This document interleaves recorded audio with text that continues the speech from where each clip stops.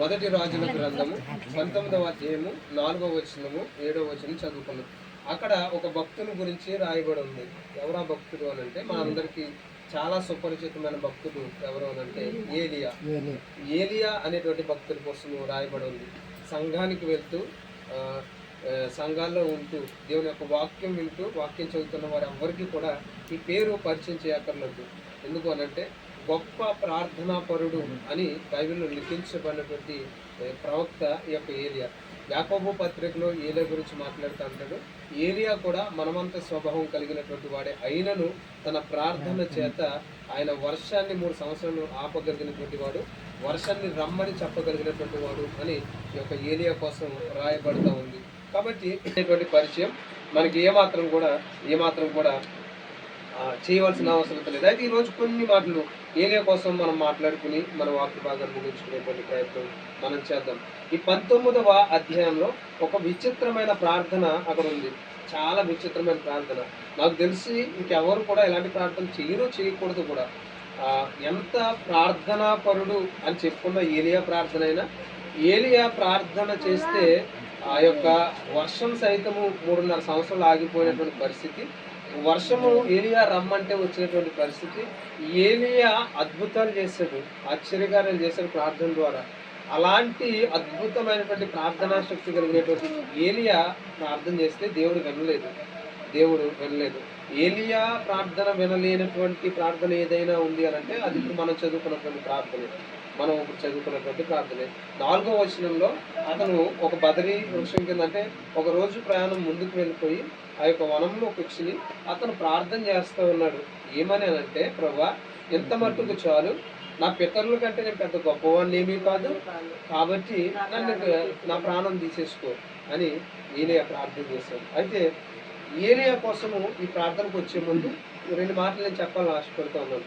18వ వచనానికి వెళ్తే, ఏలియా ఏమీ సాధారణమైన భక్తుడు కాదు. ఏలియా ఏమీ సాధారణమైనటువంటి మనలాంటి భక్తుడు కాదు. మనం మాట్లాడుకోవాల్సి వస్తే చాలా శ్రేష్టమైనటువంటి ప్రవక్త ఏలియా. ఎందుకనంటే 18వ అధ్యాయంలో ఇంచుమించుగా దేవత ప్రవక్తలందరూ ఇంచుమించుగా 450 మంది అక్కడ ఉంటే, ఈ ఏలియా వాళ్ళందరికీ ఎదురుగా నిలబడ్డాడు. 450 మంది వచ్చి నిలబడితే వాళ్ళందరికీ ఎదురు నిలబడ్డాడు. దేనికోసం అని అంటే దేవుని కోసం నిలబడ్డాడు. దేవుని కోసం నిలబడి ఏమన్నాడంటే, నేను కాదు, ఈరోజు ఏదో ఒకటి తేలిపోవాలి. అయితే మీరు ఆరాధించే దైవమన్నా అయి ఉండాలి, లేదా నేను ఆరాధించే దైవమన్నా అయి ఉండాలి. ఇంకెంతకాలం మీరు మనుషుల్ని ఈ విధంగా మీకు ఇష్టమైన రీతిలో నడిపిస్తారు, అసత్యంలో నడిపిస్తారు, ఈ చీకట్లో నడిపిస్తారు. అలా కాదు, నిజమైన దేవుడు ఎవరున్నాడో ఆయన ఈరోజు ఎవరు తేలిపోవాలి అని నిలబడ్డాడు. ఎంత ధైర్యం అండి!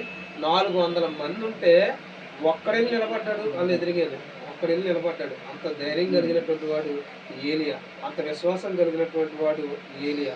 ఈ ఏలియా అదొక్క విషయమే కాదు, ఇంకొంచెం ముందుకెళ్తే వాళ్ళు ఒప్పందం కుదుర్చుకున్న తర్వాత, అంటే వాళ్ళు అనుకున్నారు ఈరోజు బలిద్దాం, ఏ దేవుడు వచ్చైతే ఈ బలిని అగ్ని చేత కాలుస్తాడో, అగ్ని చేత దహించి వేస్తాడో ఆ దేవుడు గొప్ప దేవుడు అనేటువంటి ఆ యొక్క నిర్ణయానికి వాళ్ళు వచ్చారు. వచ్చిన తర్వాత ఆ ఉదయం అంతా కూడా ఈ యొక్క బయలు ప్రవక్తకు చెందినటువంటి వారు, అన్ని దేవతలకు చెందినటువంటి వారు, వీళ్ళందరూ కూడా ఉదయం నుంచి సాయంత్రం వరకు కూడా వాళ్ళు భజనలు చేశారు, పూజలు చేశారు, ప్రార్థనలు చేశారు, చేయగలిగినంతా చేశారు.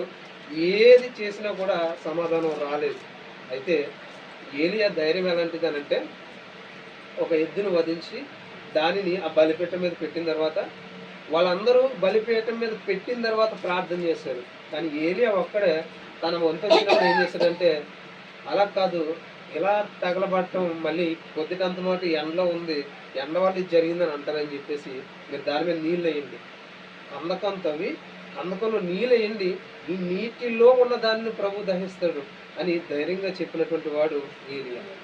ఏలియా కోసం ఎందుకు ఇంతగా మాట్లాడుతున్నానంటే, మనం చదివిన వాక్య భాగానికి అతని స్వభావానికి ఏ సంబంధం లేదు. ఈ 18వ అధ్యాయంలో 400 మంది ఎదురు నిలబడితే ఒక్కడు నిలబడి మాట్లాడినటువంటి ధైర్యవంతుడు, నీటిలో ఉన్న దాన్ని కూడా కాల్చగలడు నా దేవుడు అని నమ్మినటువంటి విశ్వాసం కలిగినటువంటి ఏలియా 19వ అధ్యాయానికి వచ్చేసరికి, ఇది చాలు ప్రభువా, నన్ను చంపే, నాకు ఇంక బ్రతుకొద్దు అని ప్రార్థన చేస్తున్నాడు. ఎంత తిరిగితనం వచ్చేస్తే ఈ మాట వస్తుంది. ఎంత విసిగిపోతే ఈ మాట ఏలియా జీవితంలో చూస్తాం. ఎంత ఇంకా ఛాన్స్ లేదు అని అనుకుంటే ఈ మాట వస్తుంది అతని నోటి నుంచి. కనుక ప్రియమైన మనం ఈ విషయాన్ని గమనించాలి. ఇంత విశ్వాసం కలిగి ప్రార్థన చేసి ఇంత గొప్ప కార్యాలు చేసిన ఏలియాకు ఈ పరిస్థితి అంటే మనం ఏ పాటి వారం? నిజం. మనల్ని మనం పరిశీలన చేసుకుంటే చాలాసార్లు మన మీదే మాట అన్నాం, చాలాసార్లు అనుకున్నాం ప్రభు దగ్గర, ఏంటి ప్రభా నాకు ఈ బ్రతుకు, ఏంటి ప్రభా నాకు ఈ పరిస్థితి, నేను ఇంకా ఎందుకు ఇలా ఉండిపోతున్నాను, ఎందుకు ఇలా అయిపోతుంది అని చెప్పాం. ఏలియా పరిస్థితి అలాగే అయిపోయింది. చాలా ధైర్యంగా నిలబడినటువంటి ఏలియాకి సడన్గా పరిస్థితులన్నీ పరిస్థితులన్నీ మారిపోయి ఆ రోజు అతనికి వినబడినటువంటి మాట ఏంటి అని అంటే, ఇక యెజెబెలు రానుంది, నేను చంపేస్తుంది. నువ్వు ఎక్కడ దొరికినా మనం అంటే ఈ టర్మ్స్లో, ఈ రోజు ఉన్నటువంటి టర్మ్స్లో మాట్లాడుకుంటే షూటెడ్ సైట్ ఆర్డర్స్, అంటే చూసిన వెంటనే చంపేయమనేటువంటి ఆర్డర్ ఏలియాకు వచ్చింది. ఏలియాకు అర్థమైపోయింది, ఈ రాజ్యంలో ఎక్కడికి వెళ్ళినా నన్ను వదలరు, ఎక్కడికి వెళ్ళినా నన్ను వదిలే అవకాశం లేదు, నన్ను ఎలాగో చంపేస్తారని ఏలియాకు అర్థమైపోయింది. విచిత్రమైన విషయం చెప్పమంటారా? ఏలియా ఎవరి కోసమైతే నిలబడ్డాడో, ఏ ప్రజల కోసమైతే నిలబడ్డాడో, ఏ ప్రజలు క్షేమంగా ఉండాలని నిలబడ్డాడో, ఏ ప్రజలు అజ్ఞానంగా ఉండిపోకుండా దేవుణ్ణి తెలుసుకుని మేలు కలిగి ఉండాలి అని అనుకున్నాడో, ఆ ప్రజలు ఎవ్వరు కూడా ఏలియాతో లేరు. ఏలియా ఇప్పుడు అక్కడ చదువుతున్నాం, ఒంటరిగా వెళ్ళి ప్రార్థన చేస్తున్నాడు. అతను ఒంటరిగా అయిపోయాడు. ఎవరి కోసం నిలబడ్డాడో వాళ్ళు ఎవరు లేరు. ఇది విచిత్రమైన సంగతి. మనం మనుషుల యొక్క స్వభావం చూస్తే ఇలాగే కనిపిస్తుంది. మనుషులందరూ కూడా మనం బాగున్నప్పుడు, మనకు బాగా ఉన్నప్పుడు, మనం మంచి స్థితిలో ఉన్నప్పుడు చుట్టూ ఉంటారు, కానీ మనకు కొంచెం ఆపద కలిగితే నిజాలు బయటపడిపోతాయి. ఎవరు ఉంటారో ఎవరు ఉండరు అనే సంగతి మనకు తెలిసిపోతుంది. ఏలియా పరిస్థితి కూడా అదే. ఇప్పుడు ఏలియా కష్టపడింది తన స్వలాభం కోసమా? కాదు కదా. ఏలియా ఆ 400 మంది ముందు నిలబడింది తన కోసమా? కాదు. ఆ ప్రజలందరూ అజ్ఞానంలో వెళ్ళిపోకూడదని, వాళ్ళు నశించిపోకూడదని, ఆ రాజ్యము శాపానికి అప్పగించబడకూడదని, ఆ జనులందరి కోసం కష్టపడి అతను ఒక్కడు ప్రాణానికి తెగించి నిలబడితే, ఇప్పుడు అతను ఒక్కడే అయిపోయాడు.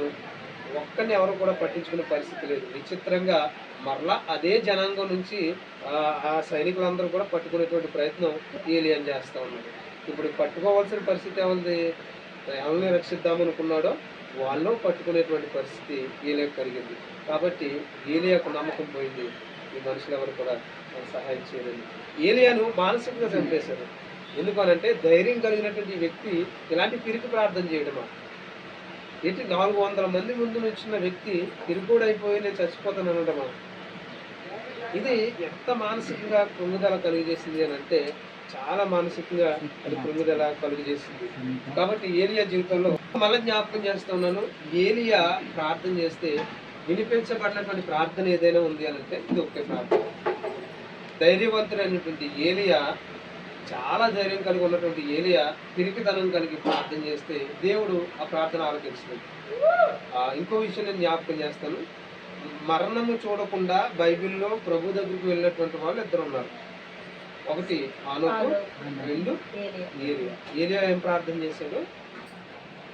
నన్ను నా ప్రాణం తీసుకో ప్రభువా అని ప్రార్థన చేశాడు. నన్ను మరణానికి అప్పగించని ప్రార్థన చేశాడు. ప్రభు ఆ ప్రార్థన కనీసం వినలేదు, అసలు మరణమే లేకుండా చేశాడు. దేవునికి స్తోత్రం కలిగిన. అయితే నేను ఎందుకు జ్ఞాపకం చేస్తూ ఉన్నానంటే, ప్రియమైన దేవుని బిడ్డలారా, మనము కూడా ఇలాంటి పరిస్థితులు చాలాసార్లు ఎదుర్కొంటాం. ఏలియాలా మనం కూడా ఎదుర్కొంటాం. మనం విశ్వాసంలో చాలా బలంగా ఉంటాం, కానీ ఒక్కొక్కసారి మన పరిస్థితులు మనల్ని ఎలాగే కృంగుబాటు కలుగజేస్తాయి. మనం ఒంటరిగా కూర్చున్నప్పుడు మనకి ఇదే ఆలోచన కలుగజేస్తుంది. ఏమని అంటే, ఎందుకు నేను ఎలాగ అయిపోతున్నాను? నేను భక్తి సరిగ్గానే చేస్తున్నాను కదా, నేను ప్రార్థన సరిగ్గానే చేస్తున్నాను కదా, నేను ఆరాధనలు మానకుండానే వెళ్తున్నాను కదా, దేవుణ్ణి విశ్వసించడంలో నేను ఏమాత్రం కూడా వెనుకాడట్లేదు కదా, అన్నీ చేస్తున్నాను, మరలా ఎందుకు నా బ్రతికి ఎలా ఉండిపోతుంది అని చెప్పేసి మనం చాలాసార్లు దిగాలు పడిపోతూ ఉంటాం. గమనించండి, ప్రభు చూస్తూ ఉన్నాడు. అందరూ విడిచిపెట్టినా ప్రభు విడిచిపెట్టే దేవుడు కాదు. ఎవ్వరు వద్దనుకున్నా ఆయన వద్దనుకునేటువంటి దేవుడు కాదు. ఎవ్వరు మనల్ని బలహీనపరిచినా ఆయన బలహీనపరిచేటువంటి దేవుడు కానే కాదు. ఏలియా ఒంటరిగా ఎవ్వరు లేని ప్రదేశానికి వెళ్ళి నన్ను ఎవ్వరూ చూడట్లేదు అని అతను చేసినటువంటి ఒక మంచి పని చెప్పమంటారా? ప్రభువుతోటే మాట్లాడుతున్నాడు. అతడు మరణించాలి అని అనుకున్నా కూడా అది ప్రభువుకే చెప్తా ఉన్నాడు. మనుషులు ఎవరికి చెప్పట్లేదు, తనతో ఉన్నటువంటి వాళ్ళు ఎవరికి చెప్పట్లేదు. అట్లీస్ట్ నన్ను చంపేస్తారేమో అని ఎదుటి వాళ్ళకి ఎవరికో బాధ చెప్పుకుని నేను దాక్కుందామనో లేదా నన్ను దాచిండనో ఎవరి దగ్గరికి చెప్పట్లేదు. ఒంటరిగా వెళ్ళిపోయి ప్రభువుతో మాట్లాడుతున్నాడు. ప్రియమైన దేవుని బిడ్డలారా, నేను ఈ మాట ఎందుకు జ్ఞాపకం చేస్తున్నానంటే, మనకి ఏ పరిస్థితి కలిగినా మనకు గుర్తు రావాల్సిన మనుషులు కాదు, మనకు గుర్తు రావాల్సింది మనుషులు కాదు, మనకు ఆధారమైనటువంటి వాళ్ళు మనుషులు కాదు, మనము చెప్పుకోవాల్సింది మనుషులు కాదు. ప్రభు ఉన్నాడు. ఆయన ఎప్పుడూ మన ప్రార్థన ఆలకిస్తూనే ఉన్నాడు. ఎల్లప్పుడూ కూడా మన వైపు చూస్తూనే ఉన్నాడు. విచిత్రమైన సంగతి ఏంటి అని అంటే, చాలాసార్లు మనం ఆయన ఆశ్రయిస్తున్నాము అని చెప్పుకుంటాం, కానీ మనం ఆశ్రయించాం. ఎందుకు ఈ మాట అంటున్నానంటే, దయచేసి శ్రమించాలి. మనం ప్రార్థన చేయమని చాలామందికి చెప్తాం. నా పరిస్థితి ఇలా ఉందమ్మా, ఇలా ఉంది, నా కోసం ప్రార్థన చేయండి అని చాలామందికి చెప్తాం. కానీ మనం ఒంటరిగా కూర్చుని వ్యర్థంగా ఏడుస్తాం. కానీ ప్రభా ఏంటిదని ప్రభు దగ్గర వెళ్ళాలి, ఏంటి పరిస్థితి అని ప్రభుకు చెప్తాం. మనకే బాధ కలిగితే మనలో మనమే దుఃఖపడిపోతూ ఉంటాం. ఒకవేళ ఏదైనా అవకాశం దొరికితే, ఎవరైనా మనిషి దొరికితే ఆ మనిషితో చెప్పుకుని ఏడ్చేటువంటి ప్రయత్నం చేస్తాం. కానీ ఒంటరిగా కూర్చుని వినదగినటువంటి ప్రభువు మనకు తెలుసుండి కూడా ఆయన దగ్గర చెప్పుకునేటువంటి ప్రయత్నం మనం చాలాసార్లు చేయాలి. కానీ ఏలియా అలా కాదు. ఏలియా తనకు భయం కలిగినప్పుడు కూడా ఆయన ప్రభువు దగ్గరికి వెళ్ళి చెప్పుకోవడానికి ఇష్టపడ్డాడు. ఆయన ప్రభువుతో చెప్పుకోవడానికే ఇష్టపడ్డాడు. ఏ మనిషిని ఆశ్రయించలేదు, ఏ అధికారిని ఆశ్రయించలేదు. తెలుసా, ఏలియా అంటే చాలా గౌరవ ప్రథమైనటువంటి వ్యక్తి, అంత గొప్ప ప్రవక్త ఆయన. ఆయన ఒకవేళ దేశం దాటి బయటకు వెళ్తే ఆయనకు చాలామంది అభిమానులు ఉంటారు. ఆయన ఒకవేళ ఆయన అభిమానించే వారి గృహాలకు వెళ్తే ఆయన ఆదరించే వాళ్ళు చాలామంది ఉంటారు. ఒకవేళ ఆయన కలిగిన పరిస్థితుల్లో ఆయన ఎక్కడైనా దాక్కోవాలి అని అంటే, ప్రభు ఇంతకుముందు దాచినట్లుగా ఆయన దాయలేడా? దాయగలిగినటువంటి దేవుడు ఆయన. కానీ ఇవన్నీ విడిచిపెట్టేసి ఆయన ప్రభువు కోసము, ప్రభువుతో మాట్లాడడం కోసమే ప్రిఫరెన్స్ ఇచ్చాడు. ఎందుకు మాట జ్ఞాపకం చేస్తుందంటే, మనం కష్టంలో ఉన్నాం, మనం బాధల్లో ఉన్నాం. బాధలు కష్టం లేనటువంటి మనుషులు ఎవరు ఉన్నారు? ఎవరు లేరు. కానీ నేను ఒక విషయం చాలా ఖచ్చితంగా చెప్తాను, కష్టాలు లేని మనుషులు లేరేమో కానీ కష్టం తీర్చగలిగిన దేవుడు ఉన్నాడు. ఆయన మనల్ని ఉన్నతమైన స్థితి ఇస్తాడో లేదో నేను చెప్పను, కానీ మనం ఉన్న ప్రతి కష్టంలో మనతో పాటు ఆయన ఉంటాడు, మనతో పాటు ఆయన నడుస్తాడు. ఈ సముద్ర మార్గం గుండా వెళ్తూ ఉన్నాడట.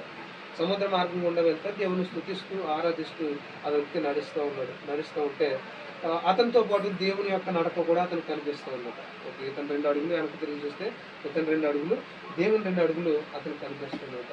ఓకే, చాలా బాగుంది. దేవుడితో మాట్లాడుకుంటూ చాలా సంతోషం కదా, మనతో పాటు దేవుడు ప్రయాణం చేస్తున్నారంటే ఆనందించి మనం నడిచి వెళ్తూ ఉంటాం. ఈ వ్యక్తి కూడా అలా నడుస్తూ ఉన్నాడు. కొంచెం ఎదరికి వెళ్ళేసరికి కొంచెం ఇబ్బందికరమైనటువంటి ప్రదేశం ఒకటి వచ్చింది. కొంచెం లైట్గా బురద లాంటి ప్రదేశం వచ్చి చాలా భయంకరంగా ఉంది. అలాంటి పరిస్థితుల్లో వెళ్ళాల్సిన పరిస్థితి వచ్చిందట. అయితే అలాంటి పరిస్థితి వచ్చినప్పుడు ఇతను కష్టపడి దాటేసి ఎదరికి వెళ్ళి చూసేసరికి ఇతను అడుగులే తప్ప దేవుని అడుగులు కనిపించింది. ఇతనికి కోపం వచ్చేసిందంట. ఏంటి ప్రభాను, నేను అక్కడ ఇసుకలో నడిచినంతసేపు నాతో పాటు నడిచావు, నువ్వు అంతసేపు నువ్వు నాతో ఉన్నావు, ఇక్కడ కష్టం కలిగినట్టే నన్ను వదిలేసావు నువ్వు. నేను కష్టపడి నేను బయటకు వచ్చి నేను మళ్ళా నేను నడుస్తుంటే నేను ఒక్కనే కనబడుతున్నాను. నువ్వు ఇలాంటి టైంలో ఇంకెందుకు, నువ్వు ఆ బాగున్నప్పుడు నీ బాగాలేనప్పుడు నాకు ఎందుకు అని చెప్పేసి ఆ వ్యక్తి అడిగితే, అప్పుడు ప్రభు మెల్లన్ స్వరంతో ఆయన మాట్లాడుతున్న మాట ఏంటి అని అంటే, ప్రియమైన బిడ్డ, నువ్వు నడుస్తున్నాను నువ్వు అనుకుంటున్నావు, కానీ నిజానికి నువ్వు నా చేతుల్లో ఉన్నావు. ఆ కనపరుస్తున్నా నేను చూస్తున్నటువంటి నువ్వు 2 అడుగులు కూడా నావి. నేను వేస్తున్నటువంటి అడుగులు నీ వరకు నువ్వు బాగా ఆవేశపడుతున్నావు, నీ వరకు నువ్వు అతిశయపడుతున్నావు. నువ్వు కష్టపడుతున్నాను నువ్వు అనుకుంటున్నావు, కాదు కాదు, నేను కష్టపడుతున్నాను, నేను నడుస్తున్నాను. ప్రియమైన దేవుని బిడ్డలారా, నేను మరలా జ్ఞాపకం చేస్తున్నాను, ఏలియాకు తెలిసిన విషయం మనకు కూడా తెలియాలి. ఏలియాకు అర్థమైన విషయం విశ్వాస జీవితంలో మనకు కూడా అర్థం కావాలి. మనకి ఏ కష్టం కలిగినా ఏ మనుషులు రారు. నేను చెప్తున్నాను, ఏ మనుషులు రారు. మీరు ఎలా ప్రయత్నించి చూసినా ఒక రోజు ఉన్నటువంటి వాళ్ళు మరొక రోజు ఉండరు. ఈరోజు కష్టంలో ఉంటాను అని చెప్పిన వాళ్ళు రేపు ఉండరు. ఏ మనుషులు కూడా మనకి నిత్యమైన వాడు కాదు. మేబీ అతను మంచివాడు అయి ఉండొచ్చు, కానీ అతని పరిస్థితి రాలేని పరిస్థితి అయి ఉండొచ్చు, మన కష్టంలో పాల్గొనలేని పరిస్థితి అయి ఉండొచ్చు, లేదా అతను మనల్ని విడిచిపెట్టి ఉండొచ్చు, లేదా అతను వేరే ఏదో కార్యక్రమాలు ఉండి మనల్ని మర్చిపోయి ఉండొచ్చు. ఎవరు ఎలా పోయినా విడిచిపెట్టినటువంటి దేవుడు మనకు ఒకడు ఉన్నాడు. కనుక ఏలియా గారు ఆయన దేవుని యొక్క సన్నిధికి వచ్చి ప్రార్థన చేస్తుంటే మనం జ్ఞాపకం చేసుకోవాలా, మనం ప్రార్థన నేర్చుకోవాలి, ప్రార్థనే నేర్చుకోవాలి. ఏ పరిస్థితి అయినా ఆ ప్రార్థనే మనం దేవుని సన్నిధికి చేర్చి దేవుని దగ్గర కార్యాలు చూపించాలి. అయితే ముందుకు వెళ్ళిపోతాను. మనం ప్రార్థన నేర్చుకున్నాము. అయితే ఈ యొక్క 4వ వచనం నుంచి ఇంకా చదువుకుంటే చాలా చక్కటి విషయాలు ఉన్నాయి. చాలా చక్కటి వచనంలో ప్రార్థన చేసిన వెంటనే దేవుడు ఆలకించాడు. దేవుడు స్తోత్రం కలుగుగాక. హల్లెలూయా. ప్రార్థన ఆలకించే దేవుడు అని మరొకసారి రుజువు చేశాడు ఆయన. 4వ వచనంలో ఏలియా గారు ప్రార్థన చేస్తే 5వ వచనంలోకి వచ్చేసరికి దేవుడు జవాబు ఇచ్చేసాడు. అప్పుడే దేవుని దూత వచ్చేసింది, ఆహారం పట్టుకొచ్చేసింది. ఈ యొక్క ఏలియా తినేశాడు, మరలా నిద్రపోయాడు. దేవునికి స్తోత్రం కలుగుగాక. చక్కగా క్షేమంగా ఉంది. మరలా 7వ వచనానికి వచ్చేసరికి రెండవ మారు ఆ దూత వచ్చింది. వచ్చి ఇప్పుడు చెప్తున్న మాట చాలా జాగ్రత్తగా మనం గమనించాం. ఒకసారి 7వ వచనం అయితే యెహోవా దూత రెండవ మారు వచ్చి అతన్ని ముట్టి నీ శక్తికి మించినటువంటి ప్రయాణం నీకు సిద్ధమై ఉన్నది. నీవు లేచి భోజనము చేయమని చెప్పినప్పుడు అతడు లేచి భోజనం చేసి ఆ భోజనపు బలం చేత 40 రాత్రింబవళ్ళు ప్రయాణం చేసి చాలు 40 రాత్రులు 40 పగళ్ళు ప్రయాణం చేసి దేవుని స్తోత్రం కలుగును. ఒకసారి గట్టిగా స్తోత్రం చెప్తారా? హల్లెలూయా. ప్రార్థన ఆలకించినటువంటి దేవుడు. ఇప్పటి వరకు మనం ప్రార్థన జీవితం నేర్చుకుంటే ప్రార్థన ఆలకించినటువంటి దేవుడు. అయితే ఇక్కడ 4వ వచనంలో చదివితే ఆ ఏరియా ఏమన్నాడనంటే, ఎంత మట్టుకు చాలు ప్రభు, ఇంకా నాకు వద్దు, ఇంకా నేను బ్రతకలేదు, ఇంకా నాకు లైఫ్ వద్దు, ఇంకా నా ప్రయాణం వద్దు, ఇంకెంతకు మించి నేనేం చేయలేను.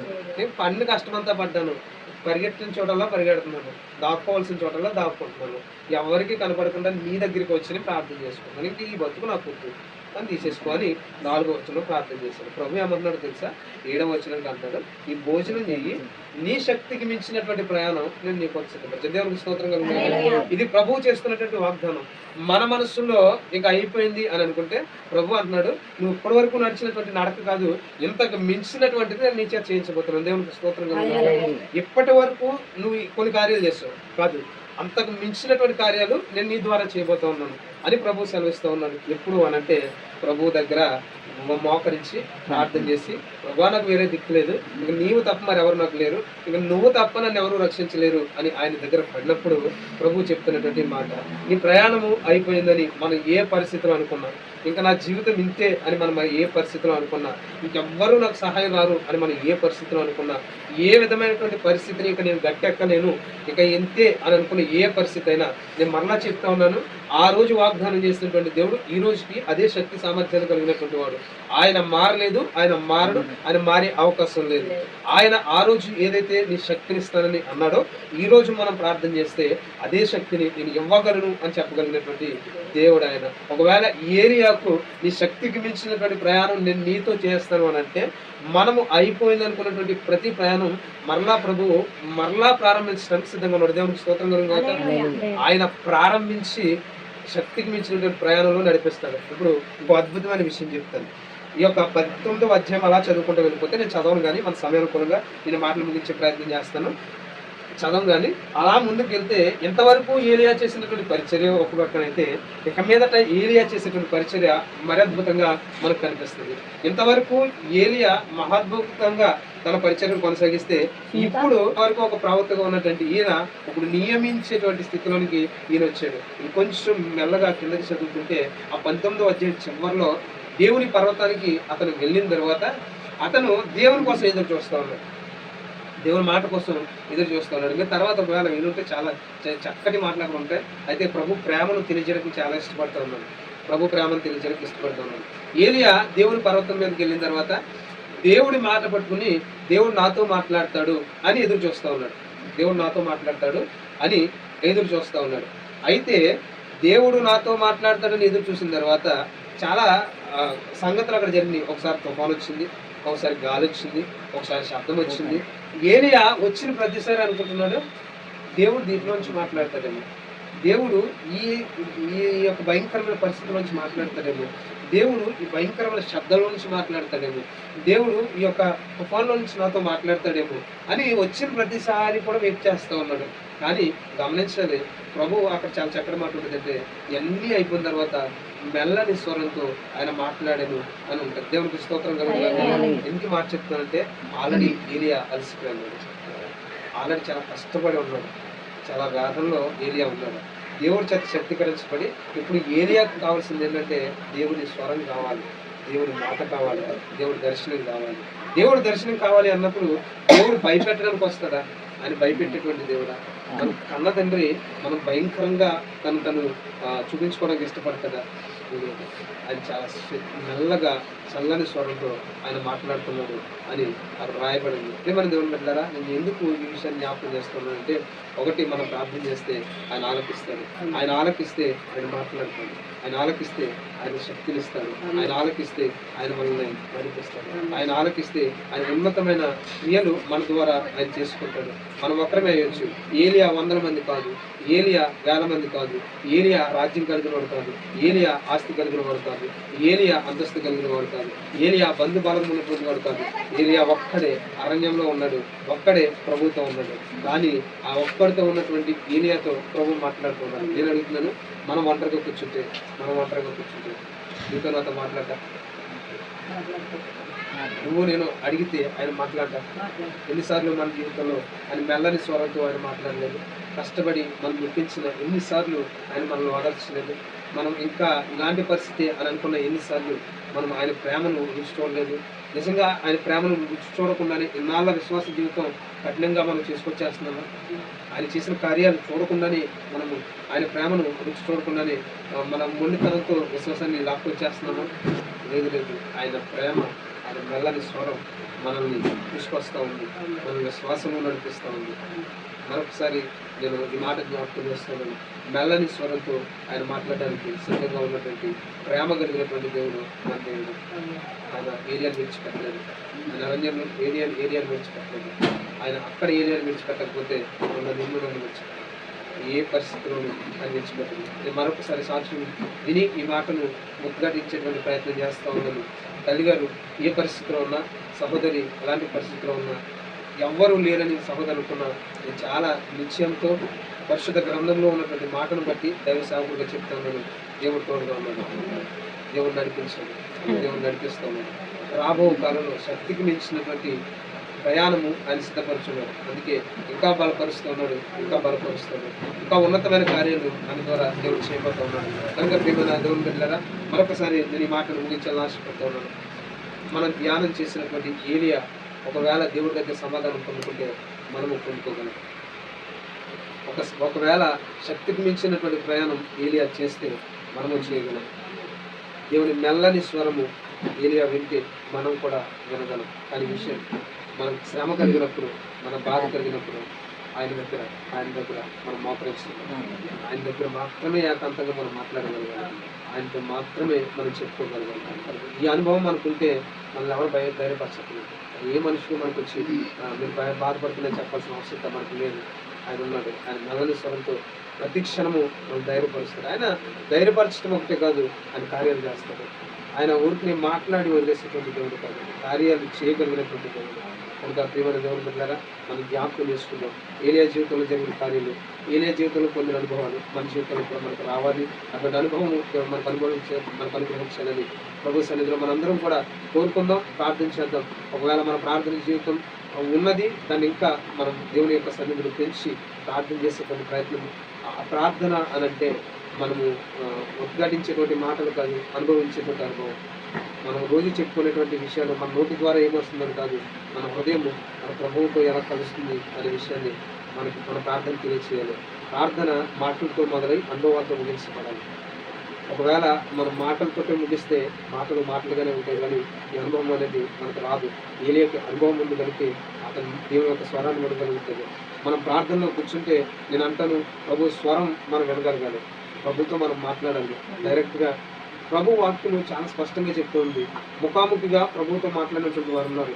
మోషే ముఖాముఖిగా మాట్లాడాడు, యెహోషువ ముఖాముఖిగా మాట్లాడాడు, అబ్రహాము ముఖాముఖిగా మాట్లాడాడు, తరం వారు ముఖాముఖిగా మాట్లాడారు. ఎందుకు అనంటే వారు కూర్చుంటే ప్రభువుని తీసుకొచ్చి అనుభవంతో కలిగి ఉండేవారు. ఇంకో విచిత్రమైన సంగతి చెప్పిన బైబిల్లో బిలాము అనేటువంటి ఒక వ్యక్తి ఉన్నాడు. అతని గురించి మనం చాలాసార్లు చాలా నెగిటివ్గా ఆలోచిస్తాం. కానీ బిలాము ప్రార్థన జీవితం చూస్తే కొంతమంది వ్యక్తులు వచ్చి బయట నిలబడితే ఆయన అంటాడు, మీరు అందరూ కూడా ఇక్కడే ఉండాలి, నేను వెళ్ళి ప్రభు ఏం చెప్తారో తెలుసుకుని వస్తానని రాత్రి ప్రభువుతో మాట్లాడి వచ్చినటువంటి అనుభవం కలిగినటువంటి వాడు బిలాము.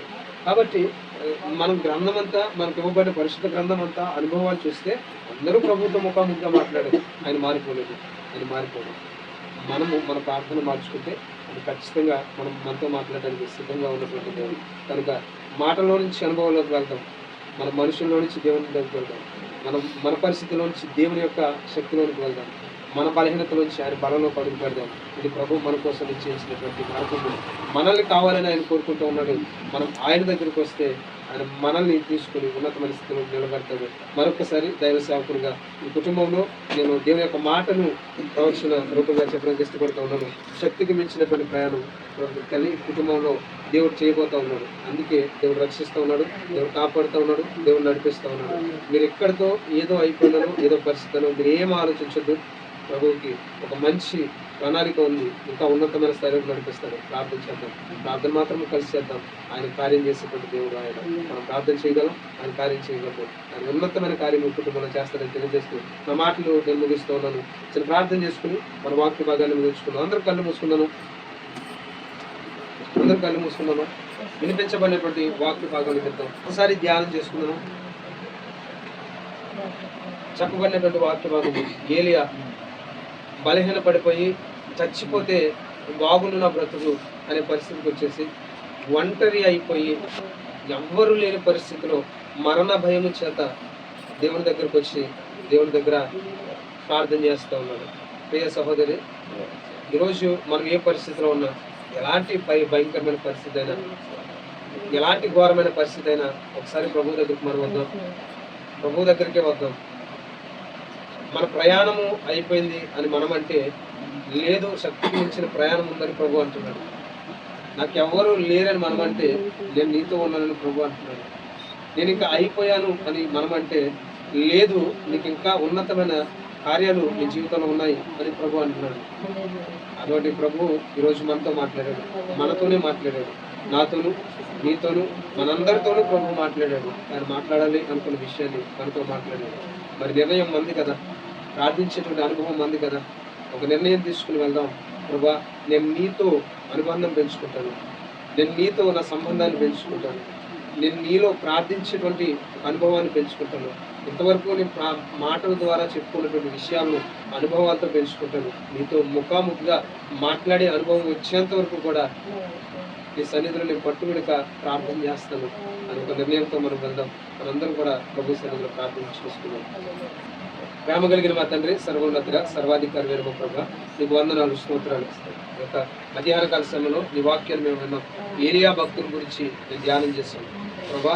ఏలియా భక్తుని జీవితము మాకు గొప్ప ప్రార్థన నేర్పిస్తూ ఉంది. మా ప్రార్థనా జీవితాల్లో అనుభవం అనేటువంటి విషయాన్ని మాకు నేర్పిస్తూ ఉంది ప్రభా. తనను మీరు ప్రేమించి మీరు మెల్లని స్వరంతో మాట్లాడారు.